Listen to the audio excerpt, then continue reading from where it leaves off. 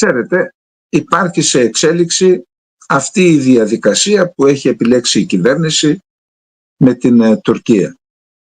Και υπάρχει η δήλωση, αυτό δεν μπορούμε να κάνουμε ότι δεν το βλέπουμε. Υπάρχει η δήλωση του κυρίου Γεραπετρίτη που λέει, εγώ λέει θα τολμήσω, θα κάνω κάποιες κινήσεις για να αφήσω ειρήνη και ηρεμία στην περιοχή και ας χαρακτηριστώ μειοδότης.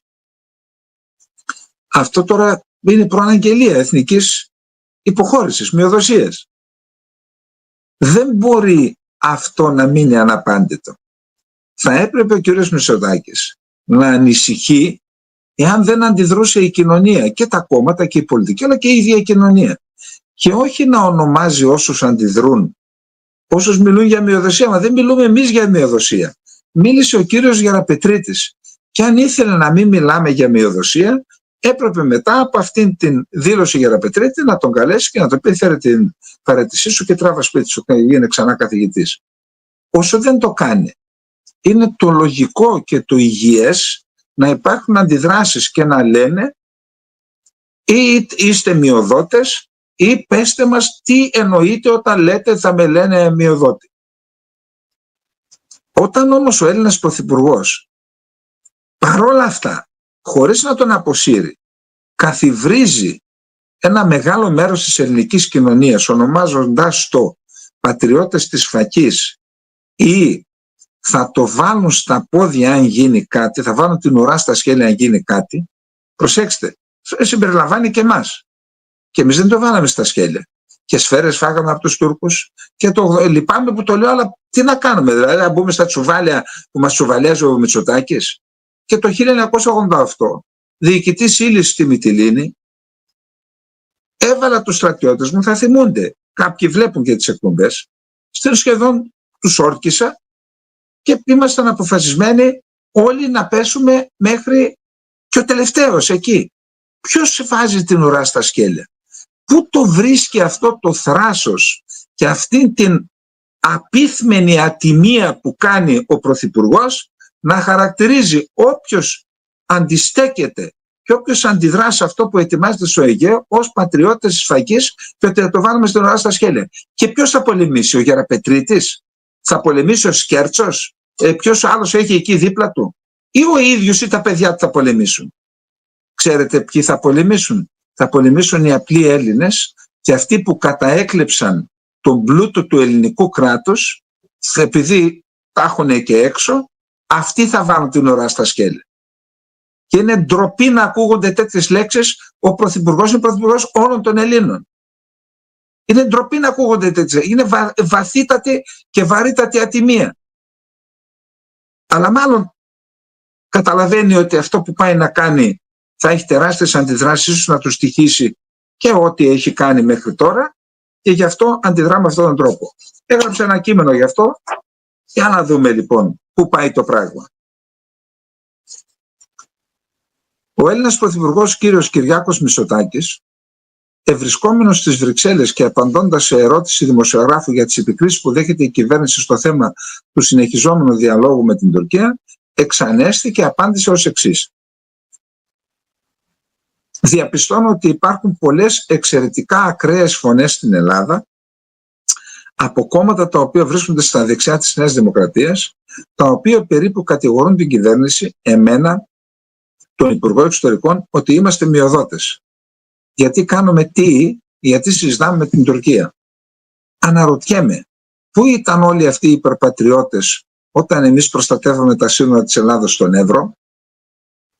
Δηλαδή, συγγνώμη, έκανε το αυτονόητο.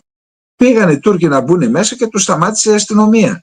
Δηλαδή, ποιο είναι το κανονικό? Να τους αφήναμε να περνάγανε και τώρα έκανε κάτι που δεν είναι κανονικό, είναι κάτι που πρέπει να το επενούμε και να το επικαλούμαστε και λέει που ήμασταν όλοι εμείς. Να σας πω κάτι. Ήταν εκεί και οι πολίτες και βοήθησαν. Εκεί ήμασταν λοιπόν. Οι απλοί Έλληνες πολίτες ήμασταν εκεί. Πού ήταν όλοι αυτοί οι υπερπατριώτες όταν εμείς επεκτείναμε τα χωρικά ύδατα στα 12 μίλια στο Ιόνιο? Γιατί αυτό τι είναι? Είναι πατριωτισμός να δείχνεις ότι λαμβάνεις υπόψη το κάζους μπέλι και επεκτείνεις μόνο στο Ιόνιο, γιατί στο Ιόνιο υπήρχε καμιά απειλή? Δηλαδή, είναι αυτό δηλαδή κάτι για το οποίο μπορεί να υπερηφανεύεται? Μάλλον το αντίθετο, γιατί θα δείτε παρακάτω τι λέω γι' αυτό. Όταν υπογράφουμε την αποκλειστική οικονομική ζώνη με την Αίγυπτο, δημιουργώντας κυριαρχικά δικαιώματα με τη Βούλα, πώς, πέραν του 28ου, γιατί τα αφήσαμε? Για να το πάρει η Τουρκία? Γιατί πήγε μέχρι, ξεχάσαμε το Καστελόριζο, τη Μεγίστη και τα λοιπά όλα εκεί, τη μισή Ρόδο βάλαμε μόνο και με μειωμένη επίρρεια κατά 10% της Κρήτης και κατά 20% της Ρόδου. Άρα και γι' αυτό θα είστε υπερήφανοι?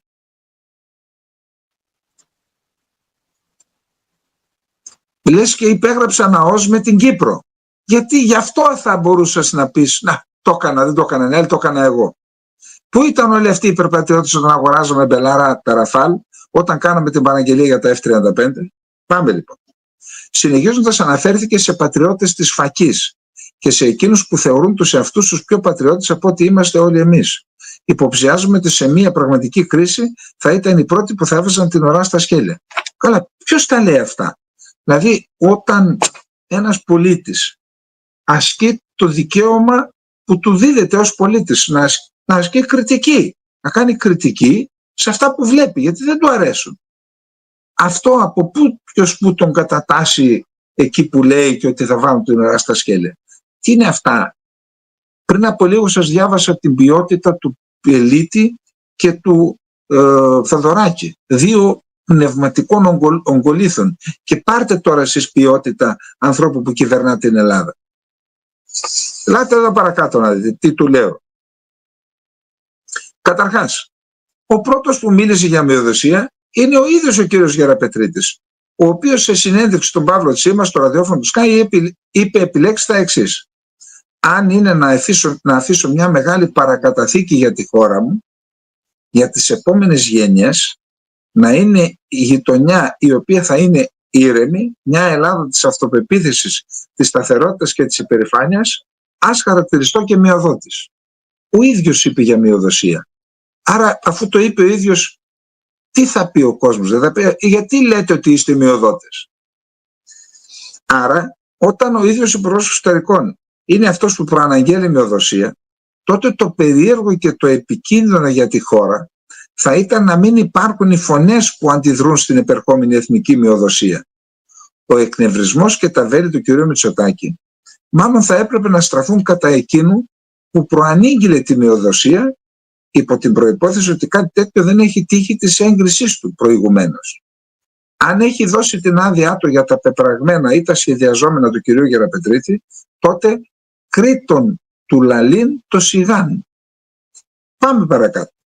Όσο για τα επιτεύγματα που επικαλείται ο κύριος Πρωθυπουργός, τα 12 μήλες στο Ιόνιο όχι μόνο δεν μπορούν να θεωρούνται μια γενναία πατριωτική πράξη, αλλά μάλλον πράξη που ανοίγει το δρόμο για την απεμπόληση δικαιωμάτων στο Αιγαίο, στο θέμα της επέκτασης των χωρικών υδάτων, αφού η τμηματική επέκταση αποτελεί απόδειξη ότι η Ελλάδα λαμβάνει υπόψη και στην πράξη το παράνομο κάζους μπέλι της Τουρκίας. Άλλωστε, αυτή είναι και η άποψη και της κυρίας Γαβουνέλη, Γενικής Διευθύντριας του ΕΛΙΑΜΕΠ και καθηγήτρια αστυνομική του ΕΚΠΑ, η οποία σε συνέντευξή της στην ΕΡΤ είπε: ακούστε, σήμερα τα χωρικά μας ύδατα στο Αιγαίο είναι στα 6 μίλια, στο Ιόνιο, δηλαδή από το ακροτήριο Τέναρο και δυτικότερα, είναι 12.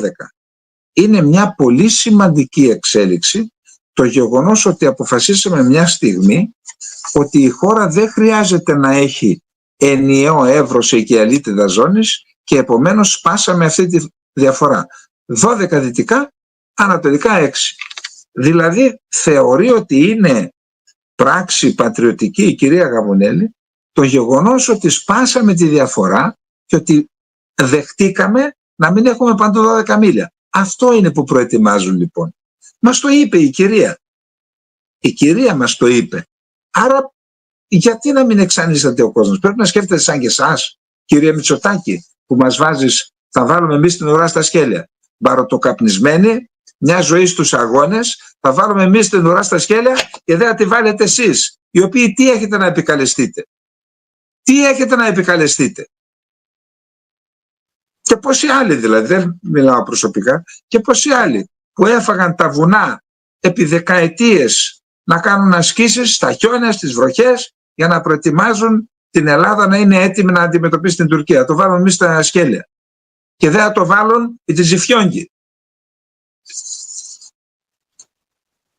Όσον αφορά την υπογραφή της συμφωνίας οριοθέτησης της ΑΟΣ με την Αίγυπτο, αυτή δεν έχει ξεχάσει μόνο το σύμπλεγμα της Μεγίστης, αλλά και τη μισή Ρόδο, αφήνοντας ορθά ανοιχτή την πόρτα στην Τουρκία και την Αίγυπτο να οριοθετήσουν μεταξύ τους ΑΟΣ πέραν του 28ου Μεσημβρινού, σε περιοχές που με βάση το διεθνές δίκαιο και το χάρτη της Σεβίλης έπρεπε να έχουν οριοθετηθεί μεταξύ Ελλάδας και Κυπριακής Δημοκρατίας. Πέραν αυτού, μόνοι μας αναγνωρίσαμε μειωμένη επήρεαση στην Κρήτη κατά 10%, την Κάσο και την Κάρπαθο και Ρόδο περίπου κατά 20%.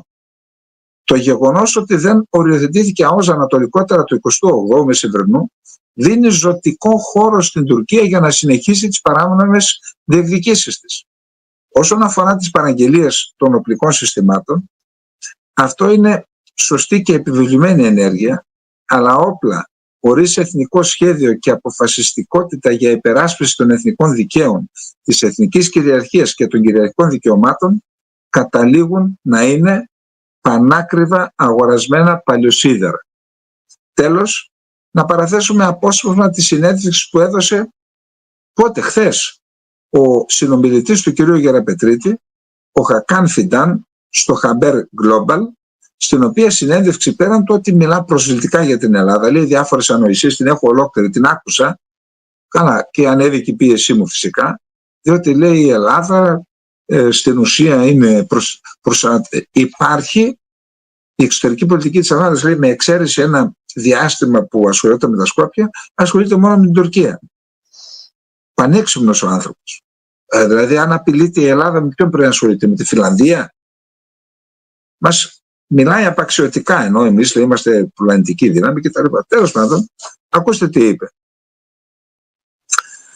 Λέει λοιπόν, πέραν το ότι μιλά προσβλητικά για την Ελλάδα, μας ενημερώνει ότι έχουν δοθεί εντολές στις τουρκικές ενόπλες δυνάμεις να είναι έτοιμες σε περίπτωση που η Ελλάδα προβεί σε προκλήσεις, όπως για παράδειγμα το θαλάσσιο πάρκο του Αιγαίου, το οποίο το περιορίσαμε πανικόβλητη στα χωρικά ύδατα των νησιών όταν μας μάλωσε η Τουρκία.